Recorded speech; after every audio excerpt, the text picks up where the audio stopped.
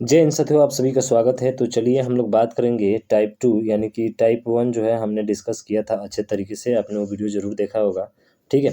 तो इसमें पहला क्वेश्चन आपका दिया है कि जैसे कि निम्न में से कौन सी गिनती सूची वजन के समान है। तो वजन के समान कौन सा होता है? तो वजन के समान जो माप तौल होता है वही तो होता है ना। तो मापना यानी कि वजन के समान होगा। ऑप्शन नंबर डी इसका क्या होगा? राइट आंसर होगा, ठीक है। उसी तरह से बांग्लादेश कुछ राज्य और राजधानियां दिया है। जैसे बांग्लादेश की राजधानी ढाका होती है, तो इटली किसकी है? तो आप कहेंगे सर इटली जो होता है वो रोम का होता है। किसका होता है? रोम का होता है, यानी इटली की राजधानी रोम है। तो ऑप्शन नंबर ए इसका राइट हो जाएगा।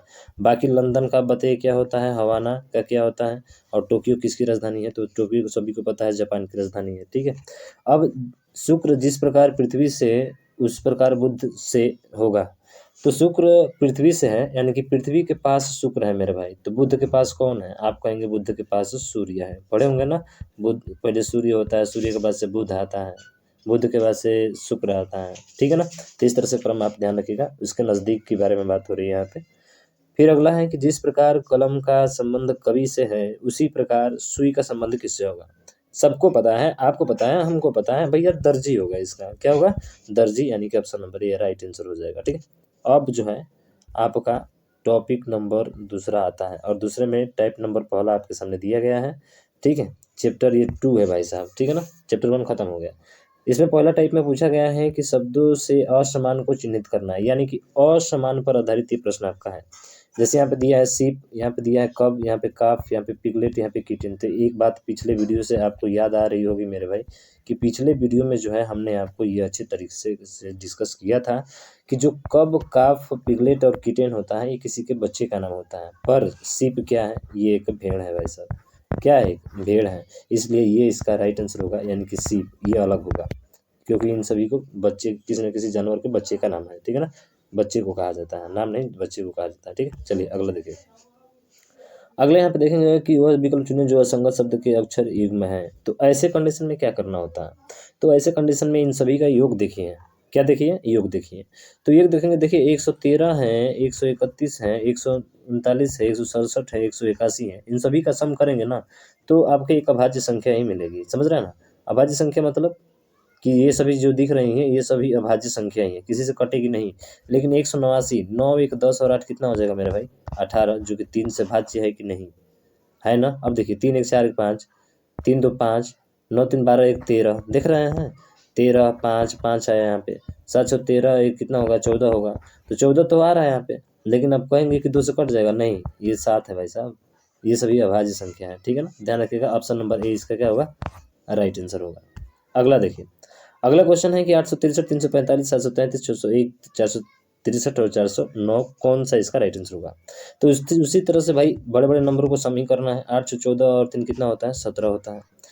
5 4 9 3 कितना होता है? 5 4 9 3 12 होता है। अब देखिए यहीं से पकड़ में आ गया भाई साहब, 12 आ रहा है, 3 से कट जाएगा। और 7 3 10 और 3 कितना होता है? 13 होता है, ठीक है। 6 भी कितना होता है? 7 होता है।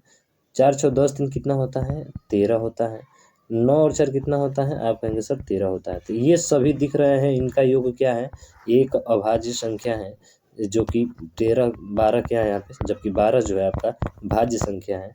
इसलिए इसका जो राइट आंसर होगा वो होगा आपका 345। कौन सा होगा मेरा भाई? 345, यानी कि ऑप्शन नंबर बी इसका राइट हो जाएगा, ठीक है। एकदम ऐसे ही पूछा गया है क्वेश्चन, कोई भी दिक्कत नहीं भाई साहब, आराम से करेंगे।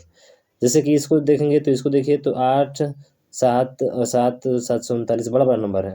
तो एक चीज़ आपको दिख रहा होगा, जैसे आगे पढ़ेंगे ना तो यहाँ पे दिख रहेगा होगा 289, और 289 किसका स्क्वायर है? आप कहेंगे सर 17 का स्क्वायर है। सीधा सीधा ये राइट आंसर होगा, क्योंकि 17 का स्क्वायर है 289। तो ऑप्शन नंबर ए इसका राइट हो जाएगा। सिंपल सा है मेरे भाई, कौन दिक्कत नहीं है, ठीक है। अगला देखिए ये क्वेश्चन, असंगत शब्द चुनना है इसमें भी। तो इसमें भी देखिए, तो 9 4 13 और 7 कितना होता है? आप कहेंगे सर यहाँ पे 20 हो जाएगा, ठीक है। 8 1 9 और 1 कितना हो जाएगा? 8 1 9 1 10 हो जाएगा। 6 6 12 और 1 कितना हो जाएगा? आप कहेंगे सर 13 हो जाएगा। 5 4 9 7 कितना हो जाएगा? आप कहेंगे सर 16 हो जाएगा। 9 4 13 और 1 14 हो जाएगा, ठीक है।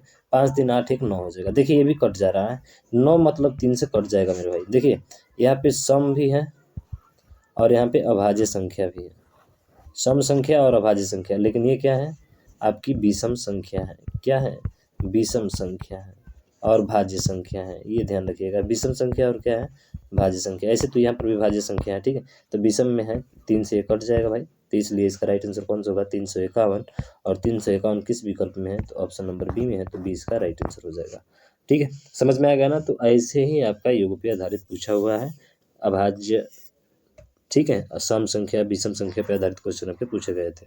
मुझे ऐसा है समझ में आया होगा। तो इस वीडियो को शेयर करिएगा, और अभी तक चैनल को सब्सक्राइब नहीं किए हैं तो सब्सक्राइब जरूर करिएगा। मिलते हैं नेक्स्ट वीडियो में नेक्स्ट टॉपिक के साथ, तब तक ले जय हिंद जय भारत।